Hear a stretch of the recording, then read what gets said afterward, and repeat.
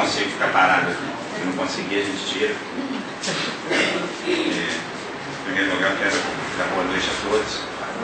Agradecer ao George pela qualidade de me convidar. Puxado aí já. Pela caridade de me convidar. E dizer que eu não sei para que vocês querem palestrantes. Eu acho que não vejo nenhuma necessidade. Eu estava sentado ali, ouvindo a música do nosso irmão, né, que maravilhosa, e ouvindo nós cantarmos juntos, né? E o ambiente espiritual que a gente percebe nessa casa, o palestrante está aqui só para aproveitar o momento com vocês, porque não precisaria falar nada, ele poderia continuar sentado ali, passar mais uma hora ouvindo essa música maravilhosa, e não só ouvindo, né? Sentindo a mensagem que a música nos traz, que as mensagens, sentir a mensagem que as mensagens musicais nos inundam. Nós vamos falar de um tema que é bastante novo, né? Que ninguém nunca falou. Tema. Nós vamos falar sobre o Evangelho. Nós vamos falar.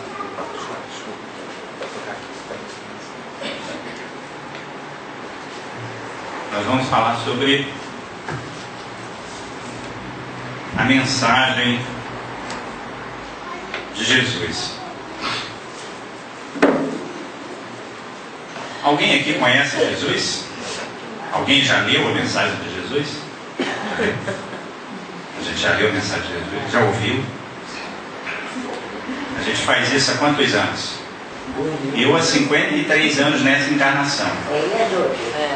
Eu há 53 anos nessa encarnação. Tem gente aqui que um pouquinho mais, a gente um pouquinho menos.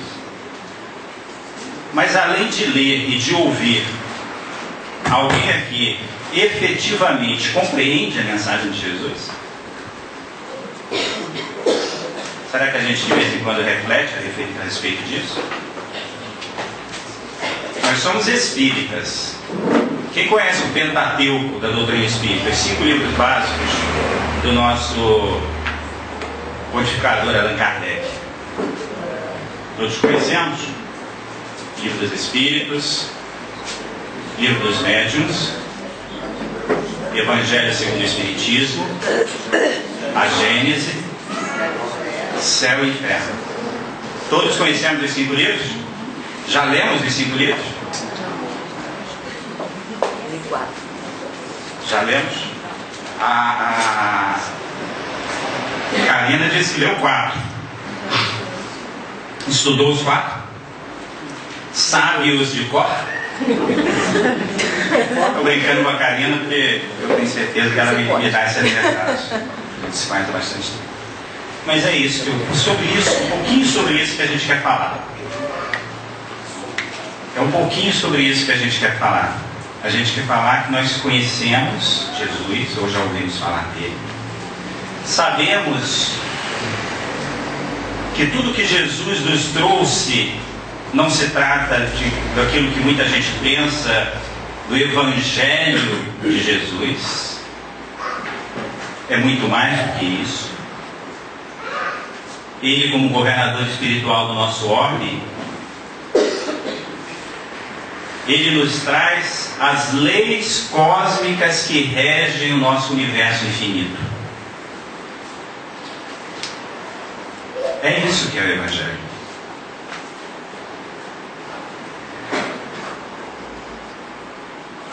Em 3 anos, basicamente, de messianato conhecido,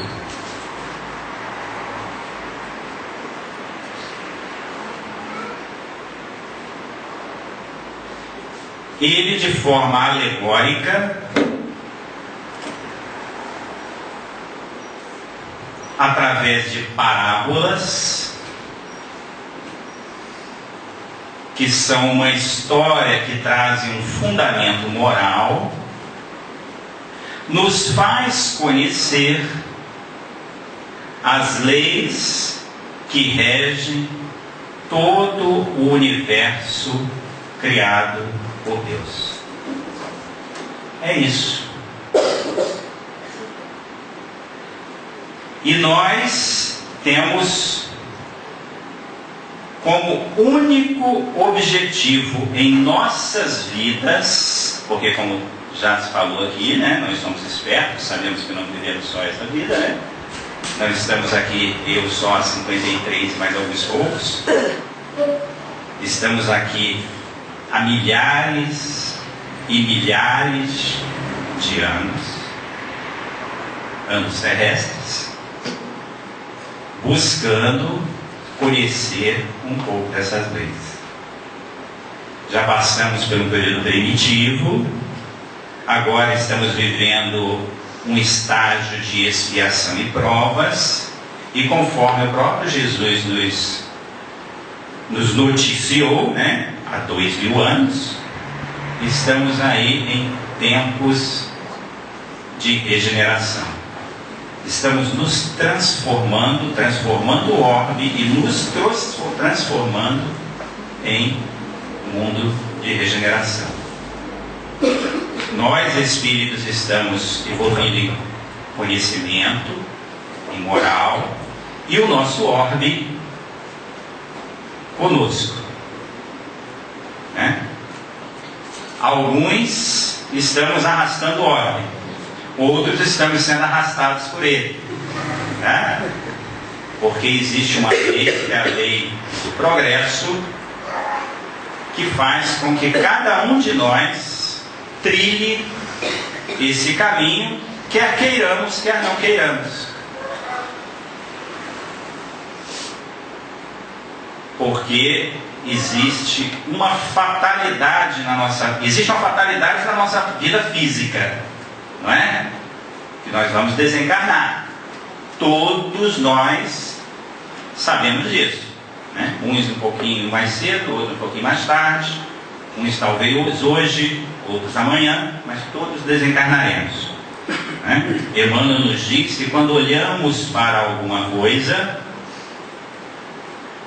ou ela já morreu, ou ela está morrendo. Quando olhamos para algo físico, aquilo que nós olhamos ou já morreu, ou está morrendo. Porque é natural a transformação de cada um de nós. Mas, além dessa fatalidade, existe uma outra fatalidade em termos espirituais. Todos nós chegaremos à perfeição possível que um ser humano pode chegar. Todos nós chegaremos. Até o ser mais abjeto, mais vil, vai chegar a essa perfeição possível. Isso é uma lei universal. Não sou eu que estou inventando isso. E a gente diz que compreende, que estuda, mas nós vivemos apreensivos com a vida. Por que nós vivemos apreensivos com a vida? Se nós sabemos que tudo o que acontece, acontece por quê?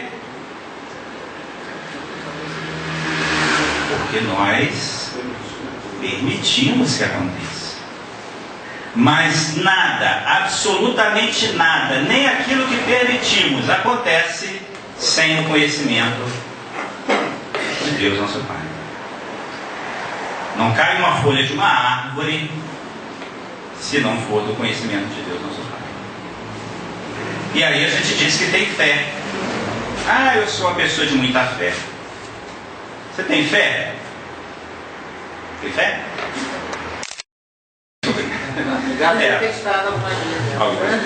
É porque às vezes, eu não vou resistir, é porque às vezes, o que acontece? Ah, vou te atrapalhar, né? Perdão. Vou fazer o possível para sair daqui. Quer que eu tire o pedestal? Oi? Você fala assim. Não, eu não posso sair daqui. Está preso. Estou preso, mas não tem problema. A gente vai fazer. Pode sair, eu te acompanho. A gente vai fazer essas coisas. Não tem problema. Aí eu tenho um amigo lá também, cadê? Luiz também, ele sofre lá na casa também. Lá eu tenho mais intimidade com ele, né? Então eu fico andando e ele fica me seguindo, né? Aí o que acontece? Nós temos um conceito meio equivocado de fé. Porque a maioria de nós imagina que fé está ligado a crer, a acreditar. Imagina que fé está ligado com crença. Na verdade, fé não tem nada a ver com a nossa crença. Fé vem de fides. Fé tem a ver com fidelidade. Fé tem a ver com confiança. Então quem realmente tem fé não teme, porque sabe que no volante, no timão desse planeta existe um espírito crístico, que é Jesus, e que no timão do universo existe Deus, Criador de todas as coisas. Então, quando alguém nos perguntar se nós temos fé, a gente deve pensar e dizer: não, eu tenho fé. Porque eu acredito? Não, porque eu confio. Porque eu confio. Então, a vida está difícil hoje? Está difícil a vida hoje? Ou está fácil para você? Está mole, tranquilo? Não, está difícil, né? Está difícil a vida? Muita coisa. Muita coisa, né? E aí a gente reclama. Mas reclamar por quê? Quando será que a vida foi fácil? Alguém aqui tem uma ideia? Alguém aqui lembra do tempo que a vida foi fácil? Só quando a gente está... quando a gente ficar velho, né? Eu não vou ficar velho nunca. Então a vida nunca será fácil. Mas quando a gente ficar velho, as pessoas que ficam, né? Elas dizem assim: ah, no meu tempo é que a coisa era boa. Hoje, no meu tempo não tinha isso não. No meu tempo não tinha maldade, no meu tempo não tinha assassinato, no meu tempo não tinha roubo. Meu tempo era uma maravilha, não é assim? Por quê? Porque graças a Deus a gente só se lembra das coisas boas, né? Graças a Deus. Já pensou se a gente só se lembrasse das ruins? Mas o mundo está como sempre esteve. Melhor. Está evoluindo. Porque a gente se esquece que hoje mata-se muito. Só que quando a gente mata hoje, a gente se escandaliza. Quando alguém mata, a gente se escandaliza. E há muito pouco tempo atrás, era a lei. Não é? Era a lei. Ah, não, você está errado. Hoje a gente vê aí no noticiário que as pessoas, a morte já virou comum. Comum para quem? Para mim não virou ainda não. Eu ainda me escandalizo. Virou para você? Não virou. Mas nós temos que tomar cuidado com as ideias que são colocadas de forma equivocada. Para entreter ou para fortalecer determinadas conveniências que não vem ao caso aqui falar sobre elas. Mas cabe a cada um de nós o direito, ou mais que isso, a obrigação de escolher. E escolher melhor. Eu falo pra caramba, 1 hora para mim é pouco. E como o ambiente estava tão bom com música, eu vou pedir para o Sábio cantar alguma coisinha, tocar alguma coisinha pra gente, para vocês não ficarem só ouvindo essa voz para rachar a minha.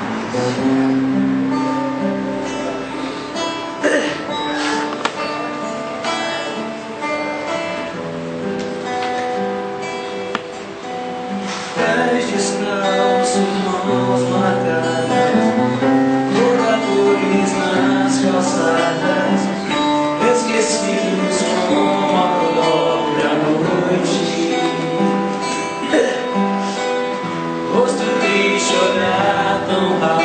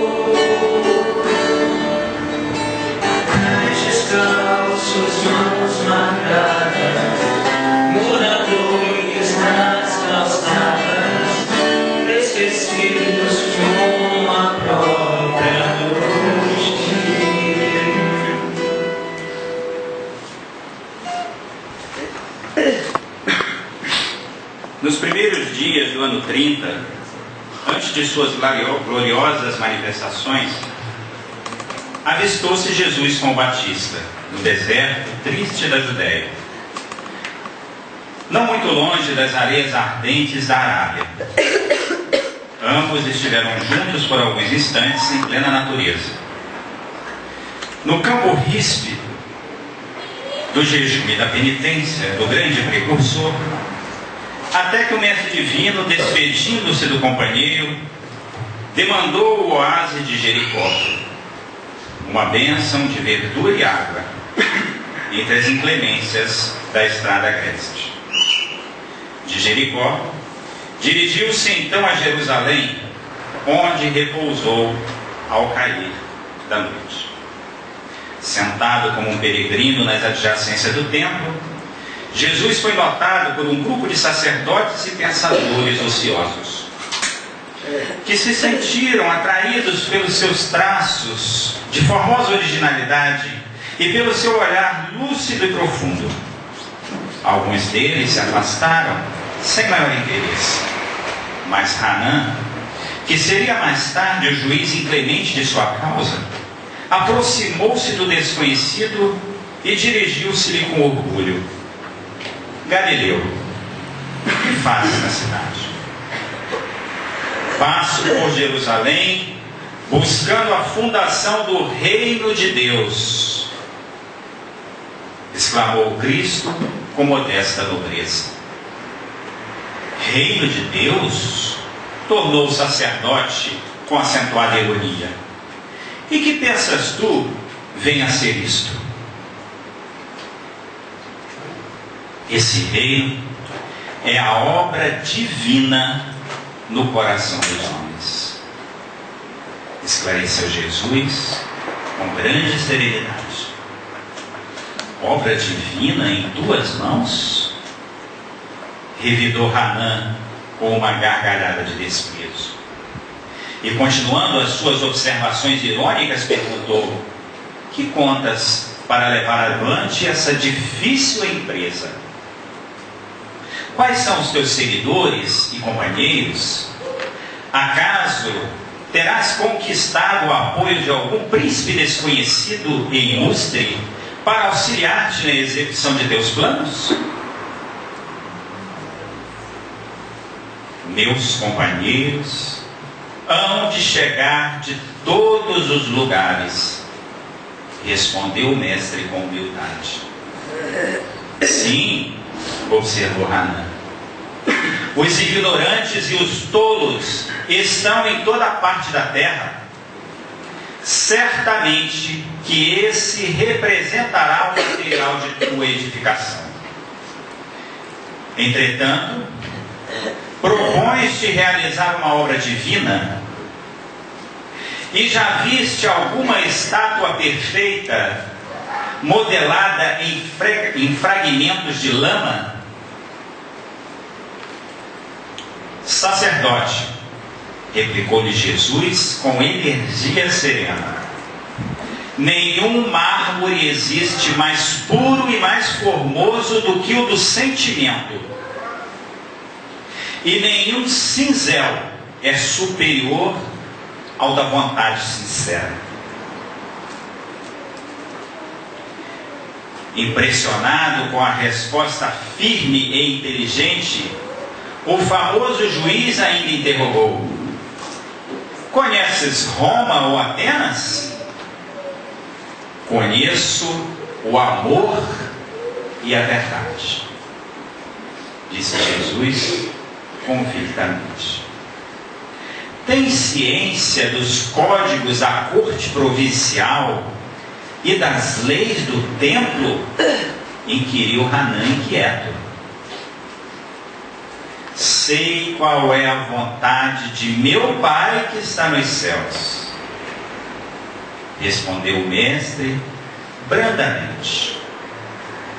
O sacerdote o contemplou irritado e, dirigindo-lhe um sorriso de profundo desprezo, demandou a torre Antônia em atitude de orgulhosa superioridade: no dia seguinte pela manhã, o mesmo formoso peregrino foi ainda visto a contemplar as maravilhas do santuário, antes, alguns minutos, de internar-se pelas estradas banhadas de sol, a caminho da sua Galiléia distante. Esse é Jesus. Esse é o nosso governador espiritual. Aquele que, ao ser interrogado, tem a segurança, a firmeza de exclamar que ele conhece o Pai.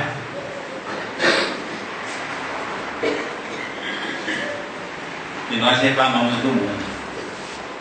Nós reclamamos do momento em que estamos vivendo. Reclamamos da violência, reclamamos do vizinho, reclamamos da sogra, né? Reclamamos do trânsito, reclamamos do jogo, do juiz, né? Reclama do prefeito, reclama do governador, reclama do chefe, reclama do subordinado, reclama da esposa, reclama do marido, reclama do filho. Não é assim? Nós somos... Vamos? Reclamões. É verdade, nós reclamamos para o chuchu. Mas será que a gente não pode olhar essas situações sob um outro ponto de vista?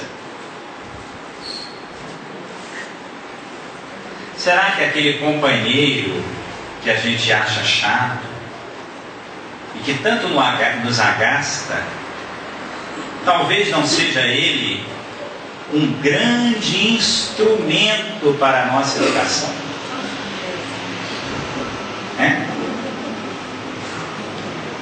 Aquela sogra bondosa, mas muito exigente para conosco, será que não é aquela ferramenta que nós precisamos?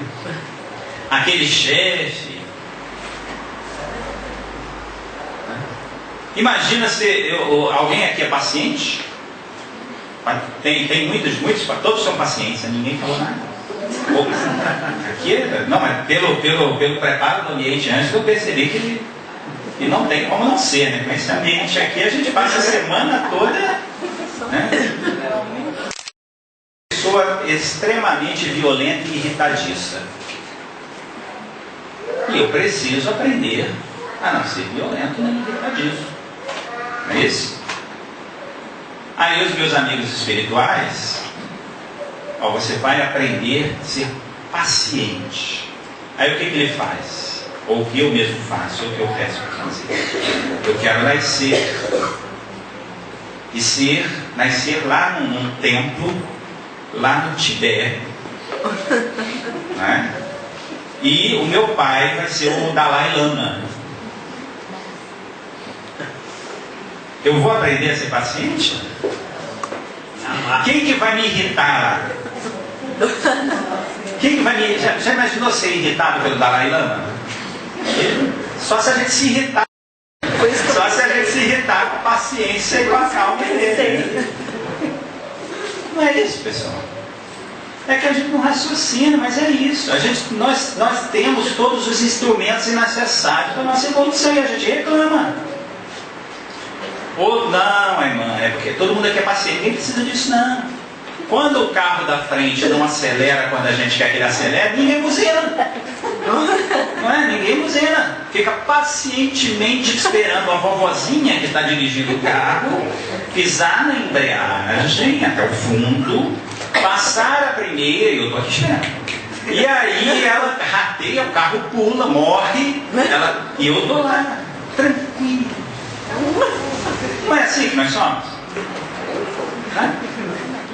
Deus. Então, é mesmo? Se pisar no carro também, nem liga. Então, meu amigo, vocês é uma exceção no planeta, não deveria ter aqui, talvez um mundo de regeneração que está te aguardando, né? Com certeza, não se ofenda. Mas é uma exceção, tá? É uma exceção. Mas olha só, não quero contrariá-lo, não vou dizer que o senhor não é o que ele está dizendo. Mas todos nós que vivemos nesse planeta, nesse momento, nós somos um misto de luz e de trevas.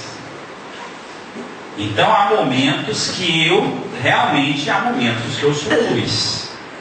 Aquele momento que eu estava quase chorando ali atrás, ouvindo a música do nosso irmão aqui, podiam até, eu estou com um probleminha aqui de cervical, podiam pegar meu braço, balançar para cá e para lá, que eu não ia sentir dor, e ainda ia dizer assim: ô meu irmão, tá dolorido aqui. Ele ia pedir: não precisa pedir desculpa, não, estava precisando mesmo mudar a posição para a dor ficar diferente, para a dor se encaixar.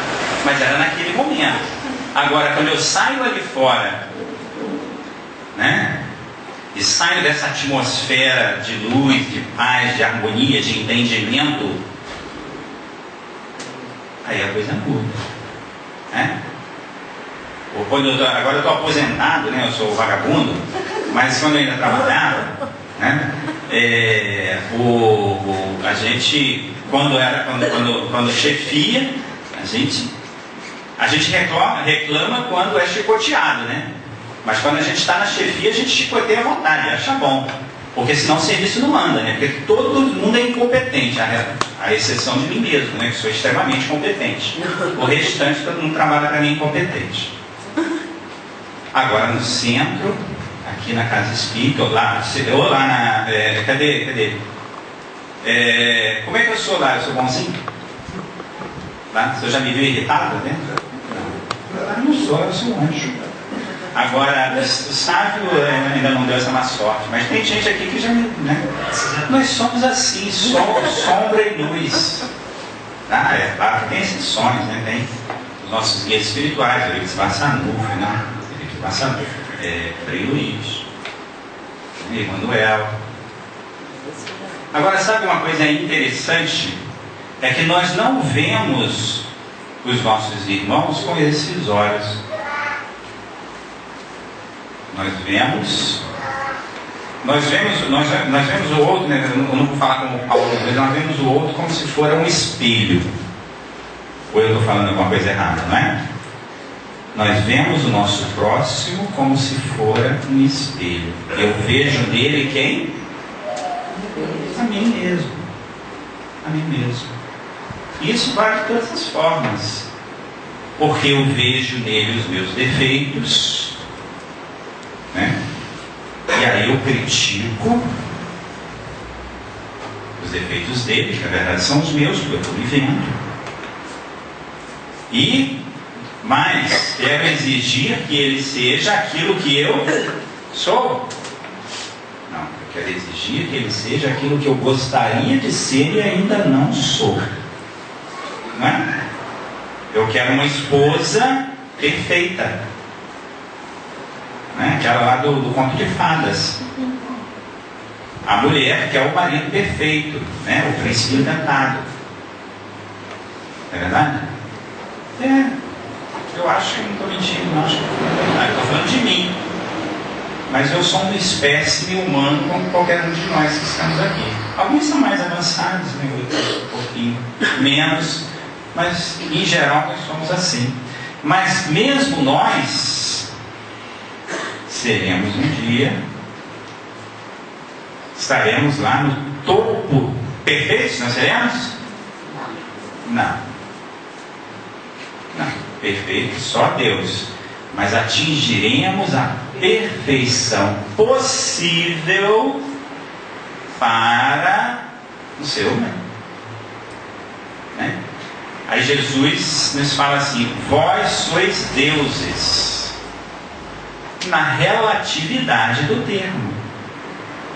Se tiverdes a fé, mas não a fé de acreditar, a fé de fidelidade, confiar, de um grão de mostarda, né, podeis fazer o que faço. E ele ainda diz assim: e muito mais, não é? Esse é o nosso Jesus. Deixa eu ver, eu tenho uma...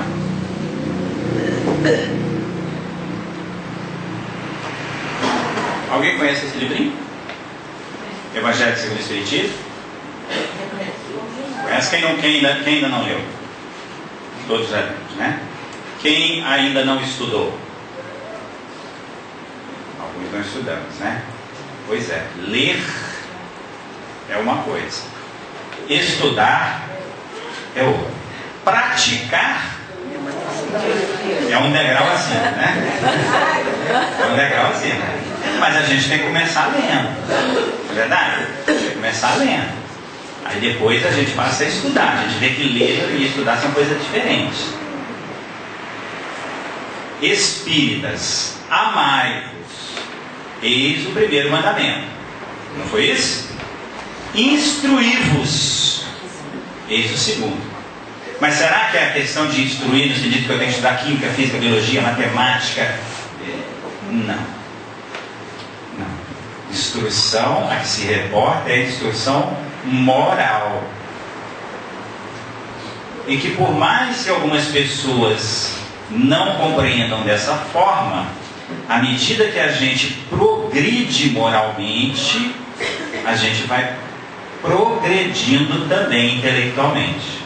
E vice-versa.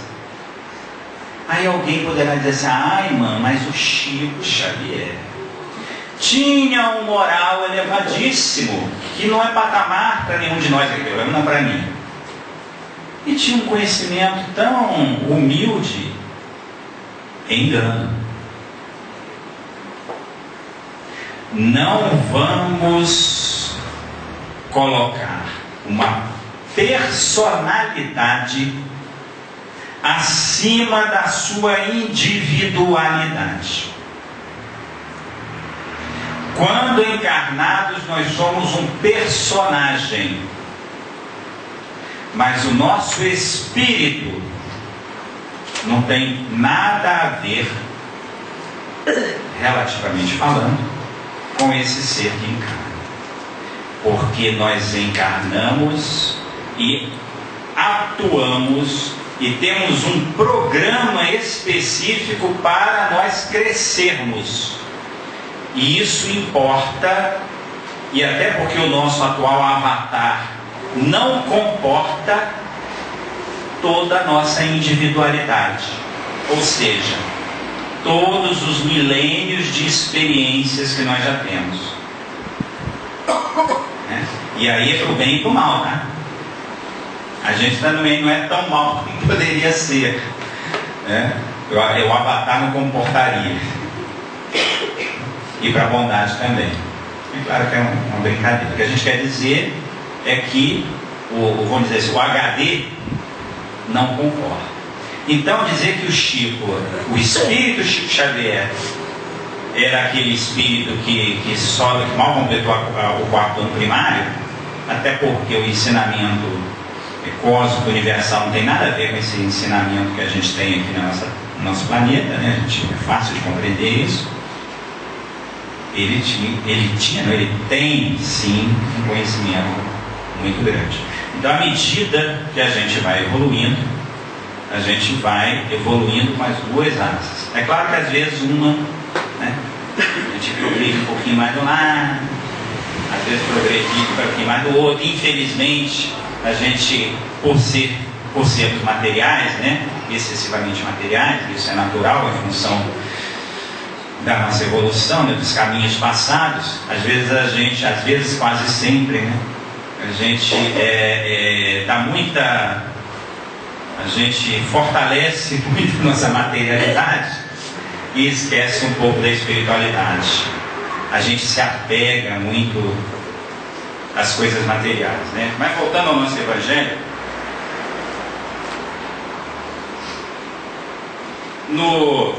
na introdução do Evangelho,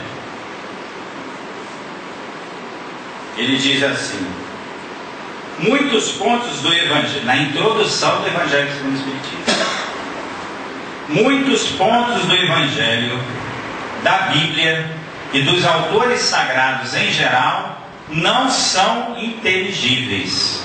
Muitos mesmo não parecem irracionais, senão pela falta de uma chave para compreender-lhes o verdadeiro sentido. E Kardec continua: essa chave está inteiramente no Espiritismo. Como já se convenceram aqueles que o estudaram seriamente, e como ainda o reconhecerão melhor mais tarde. Então, à medida que nós estudarmos a nossa doutrina, a doutrina espírita, nós teremos a chave para compreender muitos pontos do Evangelho, da Bíblia e dos autores sagrados. Será que isso é pouco? Os evangelhos, né? Pelo nosso cânon aí, os 4 evangelhos: Marcos, Mateus, Lucas, né? E João. É isso? São os 4 canônicos principais, né? Mas ele fala mais, ele fala a Bíblia, né? Fala a Bíblia.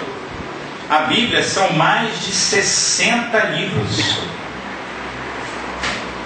São em torno, entre a Gênese e o Apocalipse, né, que ele fala no Novo Testamento também, né, 1.300 anos, em torno de 1.300 anos de história e de cultura. E ele vai mais longe. Ele fala nos autores sacros em geral. E nós estudamos, será que nós estudamos a Bíblia? Nós estudamos os Evangelhos? Nós estudamos os autores sacros em geral? Santo Agostinho, São Tomás de Aquino, à luz da doutrina espírita? Mas aí alguns de nós dizem: pô, Wagner, você está querendo muito. Nós começamos essa encarnação agora, uma ou outra encarnação até anterior, mas não nos preocupemos, porque nós temos a eternidade para estudá-los. Não é? Nós começamos agora a gente começou a ler Evangelho, pelo menos o Evangelho segundo o Espiritismo, né? Livro dos Médiuns. Espiritismo é novidade? Alguém acha que é? Não. Os fenômenos espíritas sempre existiram. Alguém aqui já teve a curiosidade de fazer o estudo sistematizado da doutrina espírita? Teve? E o estudo aprofundado depois de sistematizado? Quem teve essa oportunidade terá tido a felicidade de ver que nós começamos estudando as doutrinas não cristãs. Não é isso? É isso, Leandro?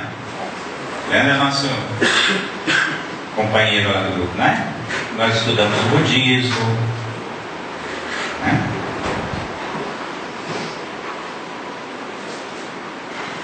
Estudamos o janainismo, shintoísmo e etc.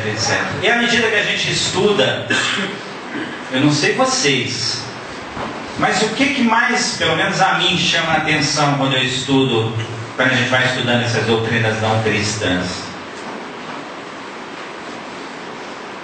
É a mesma coisa. O ensinamento é o mesmo. Se você ler, estudar e buscar atentar para o espírito que vivifica e não para a letra que mata, ou seja, se você interpretar, você vai ver que é a mesma coisa. Não é? Estou inventando? Vocês concordam comigo? Mas não poderia ser diferente. Primeiro, porque senão só existiria espírito evoluído depois de Kardec.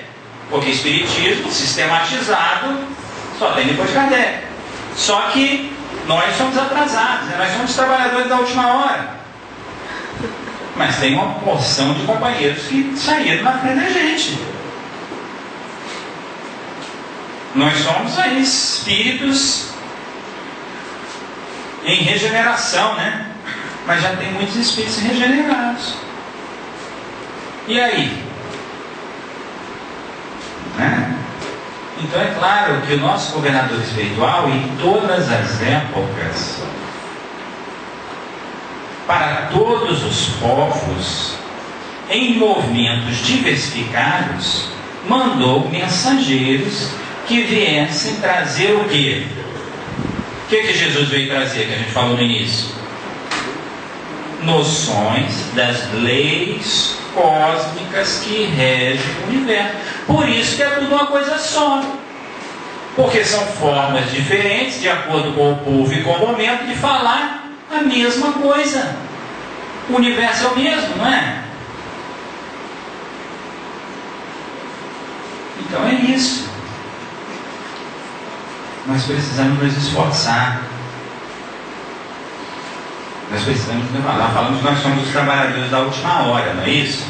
E nós temos o privilégio de estarmos no coração do mundo, na pátria do Evangelho. E a gente reclama, né? Reclama do Brasil. Eu acho engraçado que o Brasil é assim, na nossa cabeça, né, ele tem o pior de tudo. Não é assim? É o pior governo, é o pior. Aqui onde o pobre é mais pobre, aqui onde o rico é mais, né, o que mata é o que mais mata. É incrível. Parece até que a gente vive dentro de uma bolha, porque será que é só aqui? Isso não acontece? Não, no estrangeiro acontece, mas é organizado. Só se for. Mas é uma coisa óbvia. Nós não somos irmãos de famílias diferentes. O meu irmão que mora nos Estados Unidos também é irmão do meu irmão que mora na Índia, que também é irmão do meu irmão que mora na África, um país qualquer da África. É assim. E para ter um mundo melhor, eu não adianta eu esperar que o outro construa. Somos nós que temos que construir. E nós temos tudo. Olha, a briga na espiritualidade, no bom sentido, para reencarnar aqui no Brasil. Mas é claro, viver aqui é viver no paraíso. E a gente, 2015 vem aí, não é? 2015 vem aí. E é o ano dos trabalhadores da última hora. As coisas será que vão melhorar? Aqui é o coração do mundo, é a pátria do Evangelho. Quem são os espíritos que vêm para cá, ou que vieram para cá? Tem muita gente boa, não vem? Foi, Emmanuel já chegou, né? Aí com 14 anos, é isso? Não é? André Luiz, está chegando. Ana de Ângeles, ano que vem está aí. Não é? Nós tivemos o Chico, Divaldo está aí, está voltando, mas Joana vem. Não é? Ué. Então, essa chave que interpreta todos esses anos, nós estamos dentro da fonte. A raiz do Evangelho foi transplantada para cá. Mas não devemos nos esquecer que Jesus, quando fala para Ismael que para cá será transplantada a raiz do Evangelho, ele também diz o quê? Vá em todos os...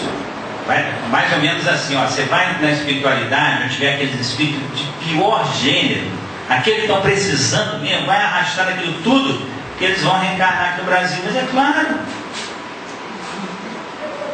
precisa de luz, tem que encarnar os teus. não é? Onde é que estão os médicos? Então você vai botar o médico aqui, o doente lá com xixi? Não, meu amigo. Os trabalhadores somos nós, por mais que nós nos apequenemos. Mas nós temos que trabalhar, porque a seara é grande. E sabe o que vai acontecer? É coisa de espírita, né? Ele vai falar uma coisa boa. Vai piorar. Vai piorar. Cada vez vai renascer. Vem aí, ó. Vem Alcione, Vitor Hugo. Mas se vem muito médico, não vamos, vai vir também muito doente para a gente ajudar a tratar. Essa é a mensagem do Evangelho. Como é que está agora aí? Eu me perdi. 7h30 está acabando, né? Então, não, você fica muito aqui falando, o pessoal vai embora e eu fico falando com ninguém. Você não me conhece. Dá a trela que você viu aqui. Sabe? Olha, gente.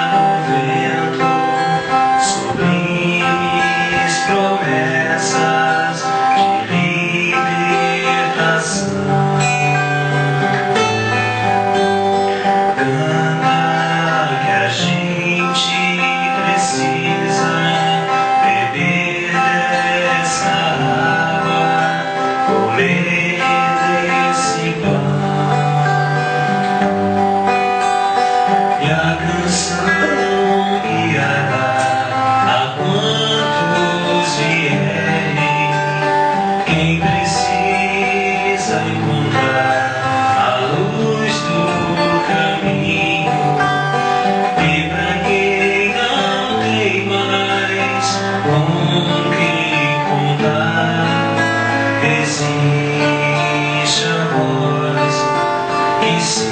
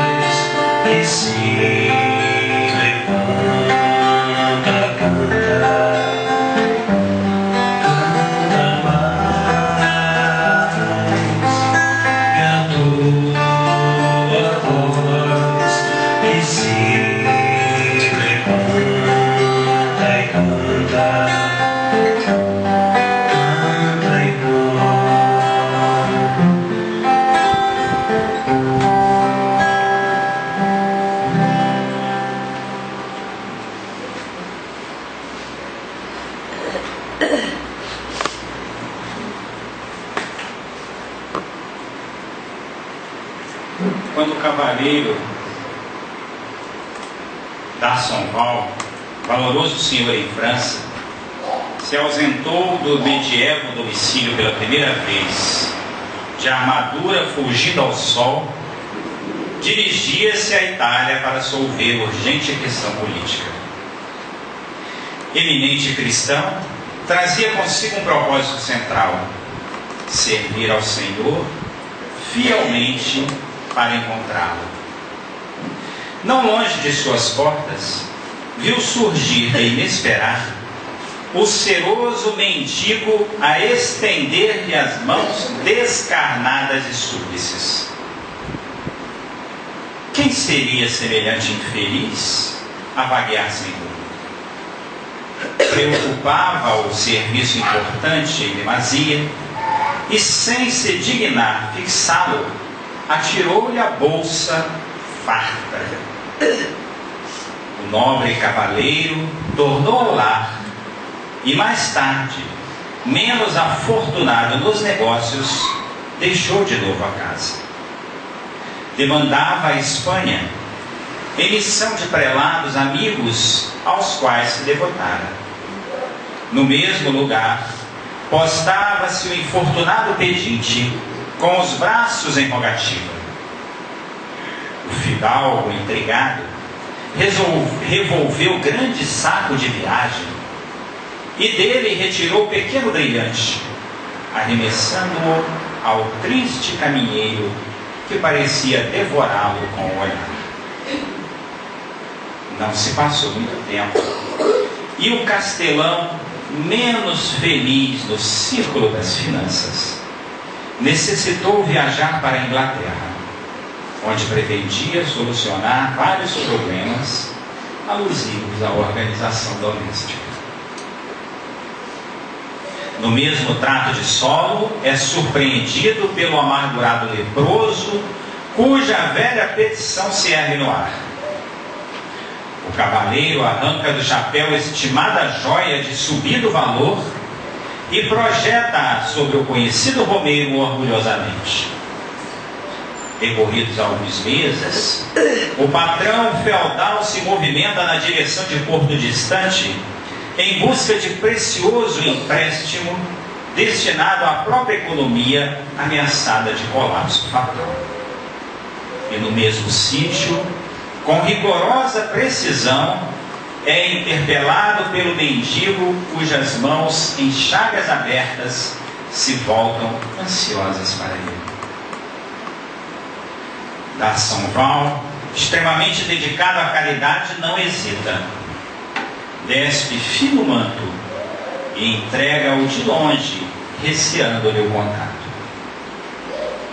Depois de um ano, premido por questões de imediato interesse, vai a Paris invocar o socorro de autoridades e sem qualquer alteração é defrontado pelo mesmo Lázaro de feição dolorida, que lhe repete a antiga súplica.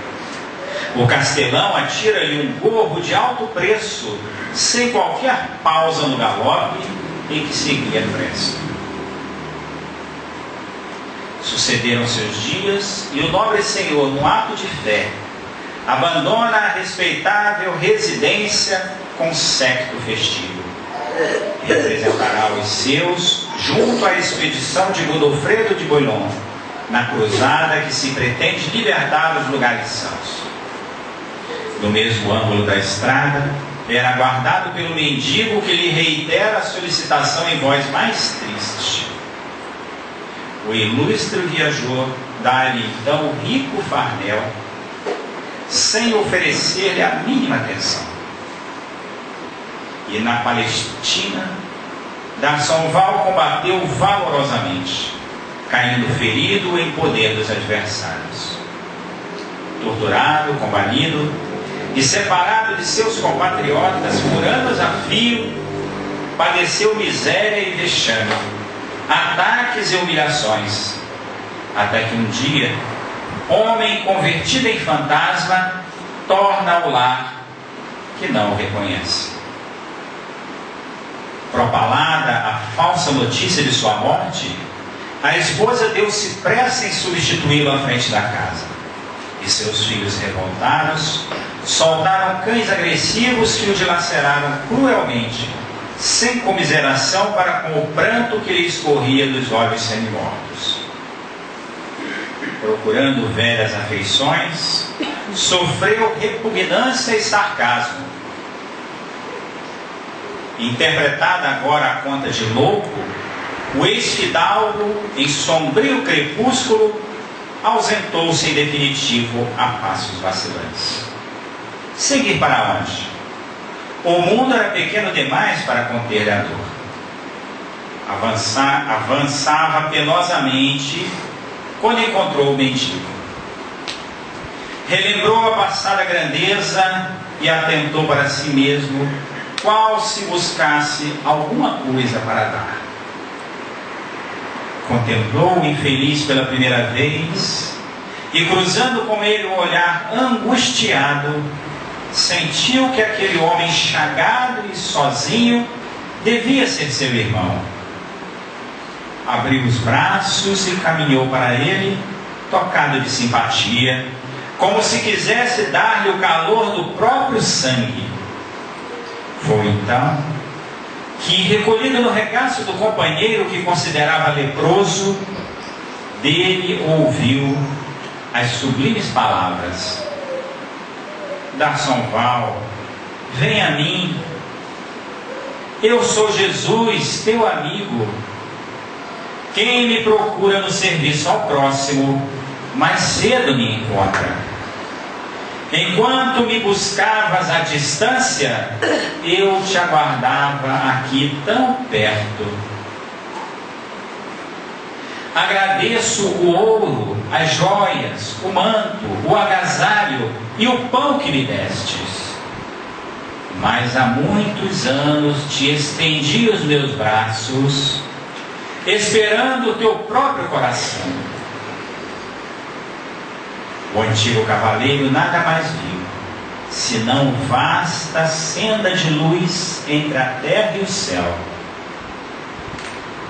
Mas no outro dia, quando os semeadores regressavam às lides do campo, sob a claridade da aurora, tropeçaram no orvalhado caminho com um cadáver. D'Arsonval estava morto. Para encerrar, eu gostaria de lembrar a cada um de nós que estamos aqui que Jesus, representado nessa história de Humberto de Campos como um mendigo, está sempre de braços abertos à espera de cada um de nós, à espera do nosso trabalho, à espera do nosso sorriso, à espera da nossa colaboração, porque Ele tem fé, Ele objetivamente acredita no Pai, e quando olha para cada um de nós, não vê um espírito errado e vacilante, que ora vive, mas enxerga o Cristo que seremos um dia. Então, não hajamos, não operemos como D'Arsonval, que procurava em lugares distantes, trabalhar e exercer os serviços do Mestre. Porque o Mestre está ao nosso lado, de braços abertos a todo instante, fiel, esperando tão somente que nós façamos a nossa parte.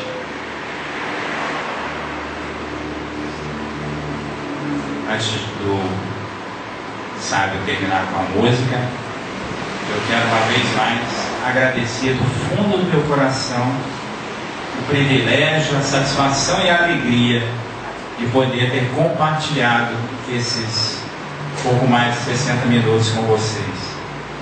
E vocês não fazem ideia do quanto me faz feliz estar aqui. Porque é uma oportunidade ímpar que nós temos em nossas vidas, a possibilidade de compartilhar. E se nada ofertei de mim, porque nada tenho, compartilhei tudo aquilo que eu recebo daqueles que graciosamente me sabem dar. Obrigado, graças a Deus.